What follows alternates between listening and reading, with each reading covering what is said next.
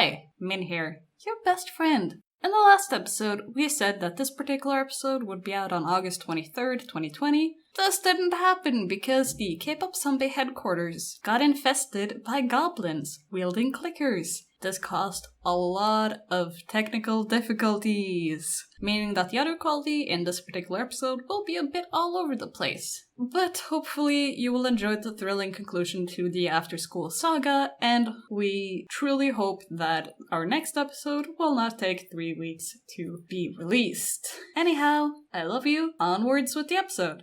This is K-Pop Sunday, brought to you by K-Pop Sunbae before you have to go back to work on Monday. We are your hosts, Onyx, Min, and JR. Welcome to episode 22. Today we will continue our topic from last episode, all about after school. So far, we are currently in 2014, and they are venturing on to their 5th year, and the lineup is currently consisting of Yoyeon, Younga, Ui, Reina, Nana, Lissy, Young, and Gun. So, following 2013, After School did not return to Korea, but that is not the case for Orange Caramel, so this very long monologue of mine will be going back and forth between After School and Orange Caramel. Anyhow, let us continue. The year is 2014, and After School as a full group on January 29th released the single Shh.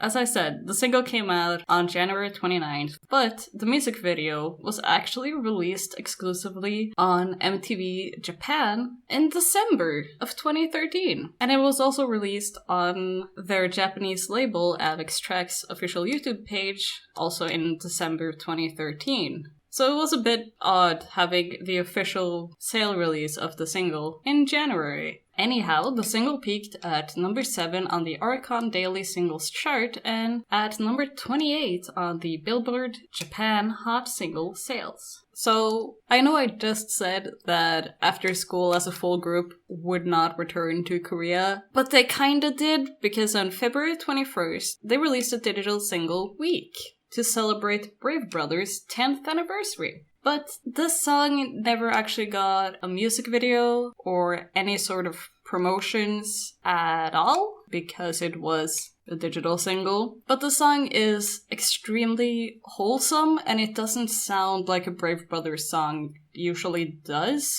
It's a lot more mellow, and it's just really pretty. And you should go listen to it if you want to see what Brave Brothers can make that isn't early Sistar or early After School, because Brave Brothers did produce their debut song and also a couple of other of After School's earlier songs, and Week sounds nothing like any of these songs. So it's worth a listen. It's really good. I like it. Following this, in March, specifically March 12th, Orange Caramel had a comeback with the single Catalina, which became a pretty solid success, and the single album peaked at number 5 on the Gone Albums charts. Catalina is honestly one of my favorite music videos they've ever made. It's super fun, the sets and the outfits are absolutely stunning, the acting is great, and if you have not watched this music video, you really should go look at it,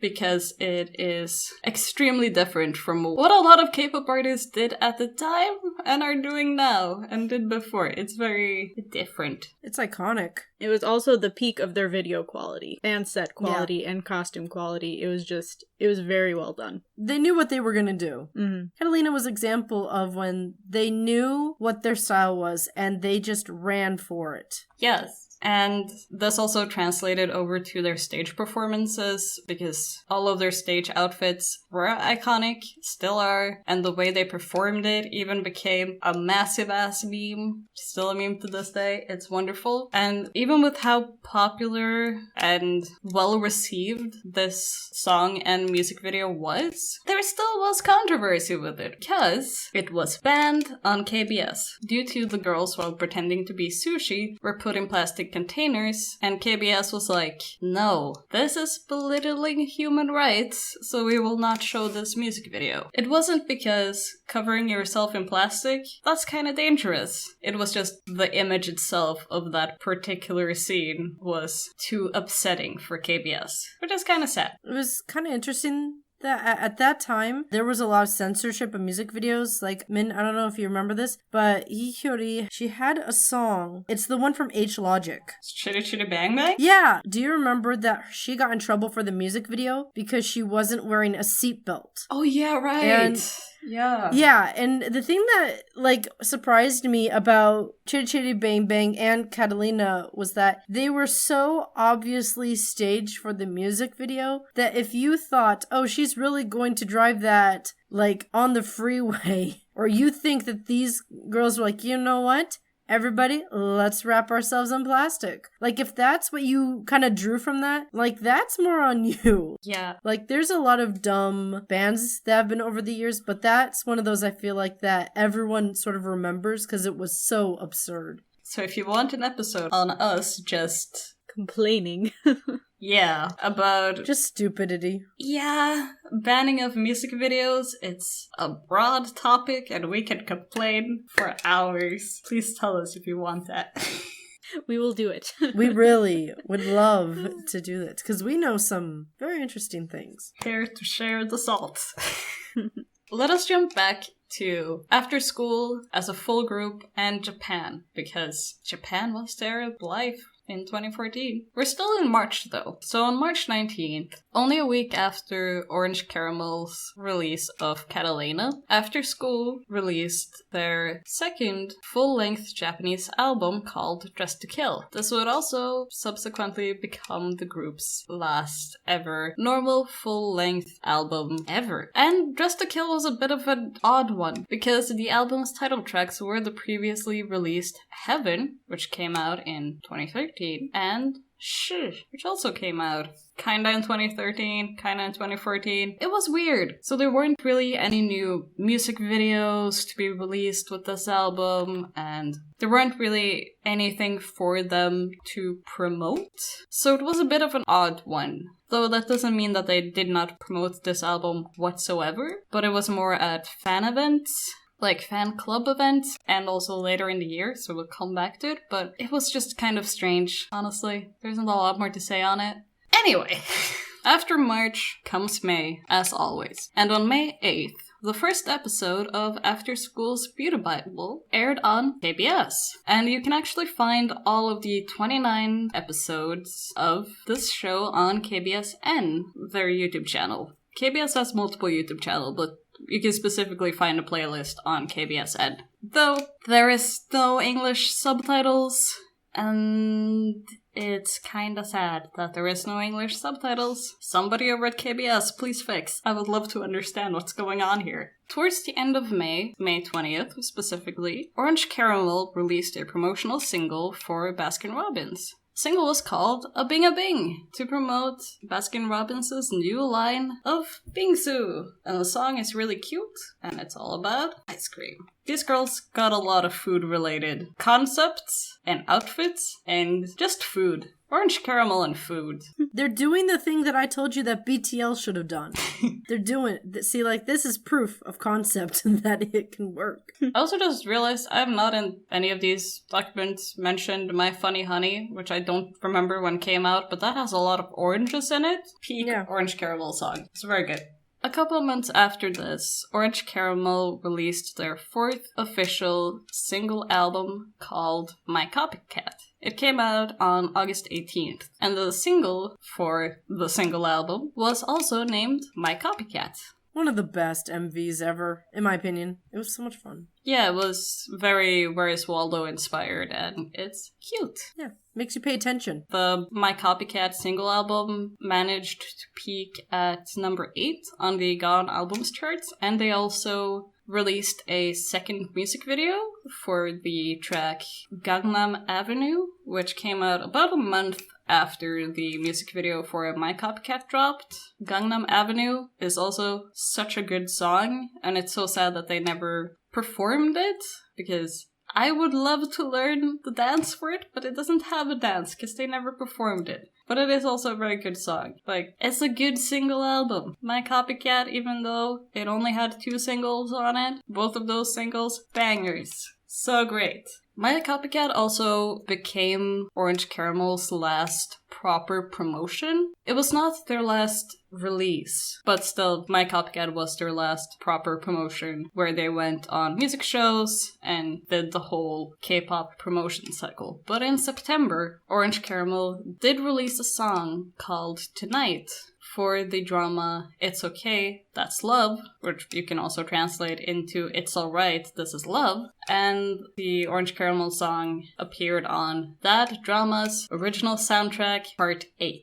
So as with many OST singles, it did not get promoted, it did not get a music video. I like that that has become a thing in later years where soundtrack singles now kinda get a music video. It's very cute. This did not. It's a good song. Doesn't really sound like any of Orange Caramel's other releases, and it was probably not the note that they intended to go out on, but it's still a very lovely song, which you should listen to if you ever get the chance. And thus we come over to October, in which the only thing that really happened was Reina made her solo debut with the single album Reset and the title song You and Me, which is very pretty and goes on to the list of songs you should listen to if you want to because it's pretty. But as you can probably tell, most of 2014 After School didn't really do a lot as a full group.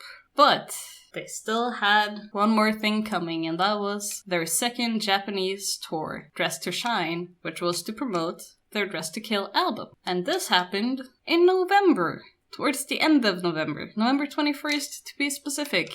It's just a bit odd having the promotional tour for the Dress to Kill album in November when the album came out in March. This tour would become their very last Japanese tour and the last tour After School did as a full group. And to end 2014, on December 31st, Yoyeon's contract with Pledis Entertainment expired, and her graduation was announced, though she would still have to promote with After School in Japan, because her contract with their Japanese label, Avex Trax, hadn't expired yet. And that leads us in to the slow and steady years of 2015, and onwards. Onward, on January 23rd of 2015, the second season of After School's Beauty Bible was released, and you can find it as a playlist on KBS World. Then on March 18th, Best, which was their Japanese compilation album, was released. And there were some releases, like they had a new track called Shine, and that also got a music video, but it was only performed at their concerts. 2 days later, they had a fan club event in Tokyo, and Juyeon got her graduation diploma, and that was where she was officially done with After School. Once again, kind of cute. They feed into the whole, hey, we're a school group. Then, finally, after only a few promotions for Best, the group went into indefinite hiatus. Members started doing solo activities, and slowly but surely, the members fell away from Pledis. The same course happened through the subunit Orange Caramel, and they had their very last performance together on April 15th of 2016 at SBS's Cultural Show Legend Concert, the 10th anniversary special, where they performed My Copycat. And from there came the official list of departures and the end of music for After School and Orange Caramel. So the first member to officially leave the group was the leader at the time, Jung-ah, and she announced her departure on January 28th, 2016, and this was due to her contract expiring. And then just a year later, on May 31st, 2017, Pledis announced that Yui graduated from the group. Again, her contract expired, and she had steadily, it seemed like, been moving into the acting world more so than making music, so that made sense. Another year passed, and on May 1st, 2018, Pledis announced that Lizzie also decided to graduate from the group. Again, her contract expired, but Pledis quickly stated that Orange Caramel would not actually disband, and there was a possibility of a comeback at some point, although there has been no information about that. I'm holding on to hope, but it's slipping away. I don't know. We'll see. Meanwhile, in 2019, there were no promotions for the group, no news. The only news came to the fans on December 27th when Pledis announced that Reina's contract had expired and she would be leaving the company. This meant that the group was down to 3 members of After School and only 1 member of Orange Caramel. This year, Kaun's contract expired this July, and she chose to not re-sign with Pledis. Young announced that she would also leave the company this year. This leaves Nana as the only member of After School and Orange Caramel still around. So, now let's talk about what the members of After School are doing now. Yes, so as Onyx just said, Nana is under Pledis Entertainment, but she has been acting. And she started acting actually in 2014 after having a small appearance in the film Fashion King, it's a trip. It's an interesting one. But her character is pretty funny, even though it does show up for like 2 seconds. She also appeared on multiple variety shows, followed by the Chinese drama Love Weaves Through a Millennium. In 2020, she was announced to have a role in the KBS drama Into the Ring, which started airing in the beginning of July, and it actually just aired its last episode on the 19th of August, that is. I still haven't seen it yet. I'm very excited.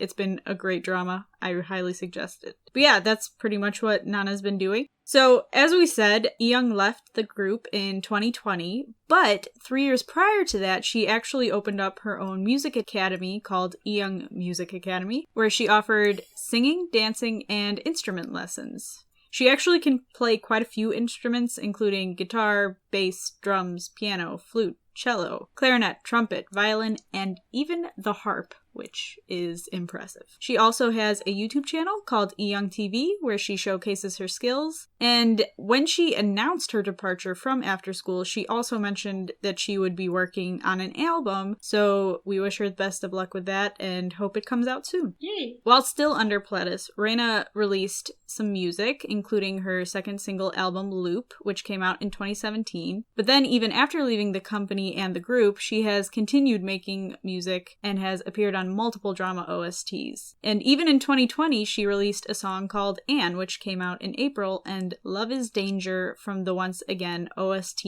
Part 4, which came out in June. She also has an active YouTube channel called I'm Reina, which I think she just hit a subscriber milestone, if I'm correct. I feel like I saw that somewhere. Gan left in 2019, and she actually first appeared in a drama, The Idol Master Korea, but is probably noticed more for her appearance on Produce 48, where she consistently stayed in the top 12, but placed at number 14 during the finale and did not make the cut, unfortunately. She was still under Pledis during that time, and shortly after left the company. In 2019, she released her first single, Remember You, and she used her full name, Lee Gaeun, to promote it. She, as well, has an active YouTube channel under her full name. Now let's talk about Lizzie. So first of all, she left the group in 2018. She made her solo debut and went a very different way from her previous idol activities with the trot single Not an Easy Girl, which was a very big hit. It's just so good.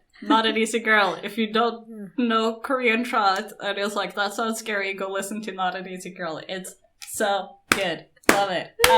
Yeah, trot's really good here. Like, if you haven't heard trot yet, you need to get into that. It's the thing to do. We should do a trot episode. Because a lot of idols have dabbled in it. Not an Easy Girl was followed by Goodbye PMS. So you also need to go watch that music video because it's incredible and Min really likes it. So do it for her. Lizzie has also since started acting, and her newest drama is Oh My Baby, which ran from May to July of this year. And I didn't realize that was her in it, but looking back now, it makes sense. Her hairstyle was very different. I feel like that was the main thing that switched it. But it's a hilarious drama, but it's also kind of heart-wrenching. It's a really weird mix of the two, but it works. So it's a good one. I suggest you watch it. Speaking of dramas, Yui, who left the group in 2017, she had been wanting to be an actress from the start. And even though she started acting in 2009, after she left After School, she signed with a new company and continued to act. She appeared in My Contracted Husband, Mr. O, which she won 2 awards for, and in 2020, she appeared in an episode of SF8 and on I Live Alone. I also recommend Manhole, which she starred in with Jaejung. And I do not recommend Manhole. Fight me. We're gonna fight. We're gonna have an episode and we're gonna fight. And I'm right. And Bado from B1A4 was also in there. So ignore her. Try it for yourself and see how you feel. If you were an old school... How good the cast was. It was such a mess. It was meant to be a mess. That was the point. No, don't do that to Jae-jung. It was meant to be a mess. Jae-jung. What do you mean, poor Jae-jung? He's been a mess this whole time. Like, that's his brand of comedy. The thing is, Yui is a good actor, and nobody on that cast could carry how poor of a script it was. That's all I want to say. It was meant to be a mess. No, I will not accept this. I will not accept it. Moving on from this argument, Jongga left in 2016. Not long after she left the group, she released the single Spring Summer with J-Star in June. A year later, it was announced that she was dating Jung Chang-yong, who is a basketball player, and they later married in 2018, and now she is a mother. And now she's active on Instagram as Jaejung_A_Kim. It's very wholesome and very cute. As you would expect. And then Juyeon left in 2015. She ended up joining a new company and she dived full force into acting. She had been consistently appearing in TV shows since 2011, but from 2015 and onward, she's been going at it in the drama scene. She appeared on SBS's drama Hyena. She might appear in JTBC's upcoming drama Private Life. We're not sure yet. And she also appears on the YouTube channel EdBTV. Her Instagram is JUPPP.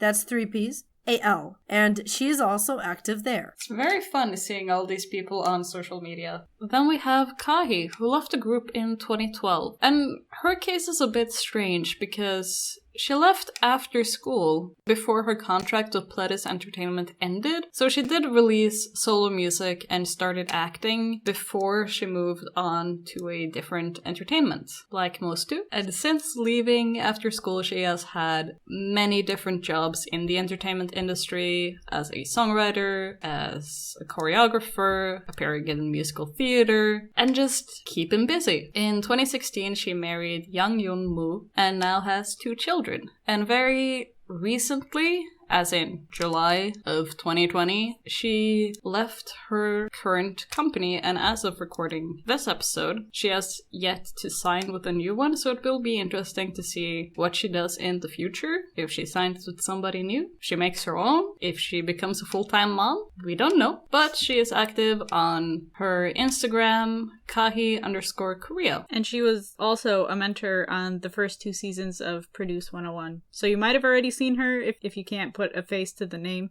I believe she did choreography, because that's her thing, right? Yeah, she was big on that. Yeah, so that would make sense. It's been a while since I watched the shows. She's done a lot of TV shows, I think, too. Yeah, that is true. Then we have Becca, who left in 2011. She left the group to pursue a career in design. Though not long after leaving after school, she did appear on Lee Hyori's show Golden 12, and in 2012, she opened up a online store called I Crave You, where she sold prints and jewelry and other knickknacks. But this store does not seem to be live anymore. I don't know when it got shut down, but she has moved on to doing other things. She also appeared at KCON 2013, where she said that she would have her American debut at some point, but as far as I could find, this did not happen, and she's had a internet presence since like 2012, but she hasn't been active in the entertainment world, even though she has had like Tumblr blogs and general internet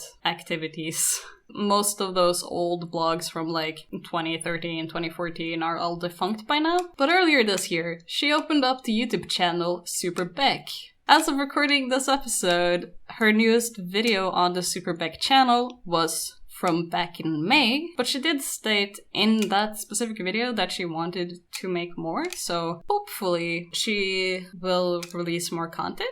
That would be really cool. You can also find her on Instagram at superbeck, but there is dots, periods between every letter. She has changed her Instagram username a couple of times, so maybe she has changed it by this episode release, maybe not. She hasn't. Cool. Actually. And quick side note, 2 days ago, literally 2 days ago, she uploaded a video of herself warming up with hashtag coming soon. So that sounds like a teaser for something. That's so fun. So yeah, it'll be fun seeing what she does in the future. Lastly, we have Soyoung, who left all the way back in 2009. As we said in the last episode, she left after school to pursue acting, and act she did. The newest film I could find that she was in was Beastie Girls from 2017, and she had a very minor role in Miss Hammurabi.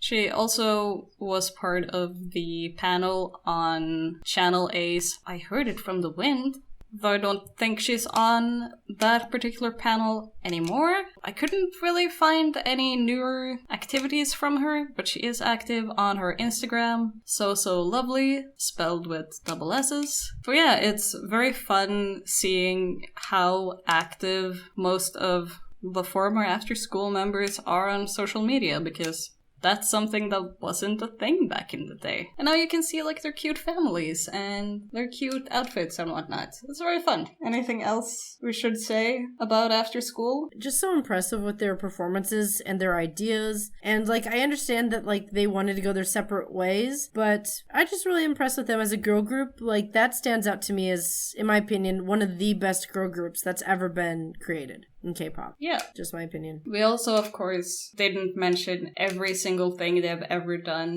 We can't.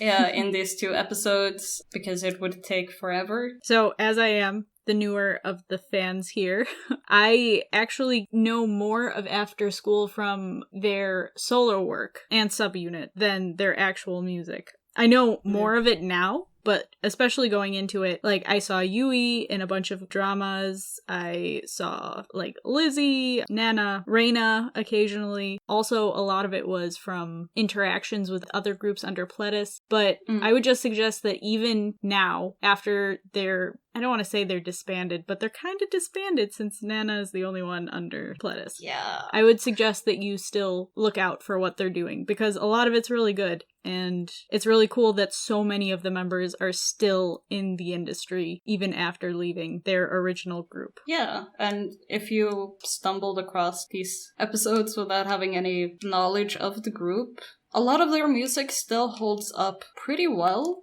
It might be daunting looking into K-pop groups that aren't active anymore, because it's a big backlog, but yeah, they're a very interesting group, and their music is really good. They're worth it. Shall we jump over to the answer to last week's trivia question? Last time I asked, do you know who was the first co-ed group in K-pop? So now we're going to talk about the answers. So, Min and JR, in front of the document, you see some names of groups that are also co-ed, and they have their years of when they debuted. So, in 1994, there was Tutu. That was a co-ed group with one girl. Cool. They're still running. Lura debuted in 1994 as well. Another group that people tend to cite as being an early group, Young Turks Club. Oh, bad name. Yep. Yeah. The person who put them together was a former member of Sotaejian Boys. He does not deal with that now. Jaja, that's another one that a lot of people reference for being old K-pop, but they debuted also in 1996. They're famous for the song On the Bus, or technically In the Bus, which it sounds very corny, but it's actually a very catchy song. KYT, Coyote. They debuted in 1998, which I didn't realize how long ago they debuted. The other one that you might have heard of is Sharp. They're very famous for many reasons.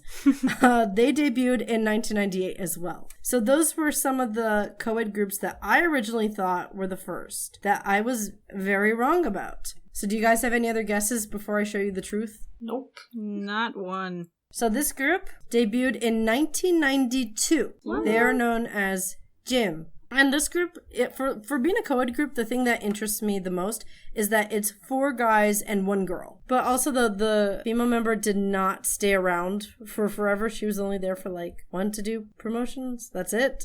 But it's still interesting though that at debut, that's going as far back, that's the oldest I could find. I didn't know about them until this. So yes, you've all learned something new. So the first K-pop idol co-ed group was JAM. J-A-E-M in Hangul, Z-A-M in English.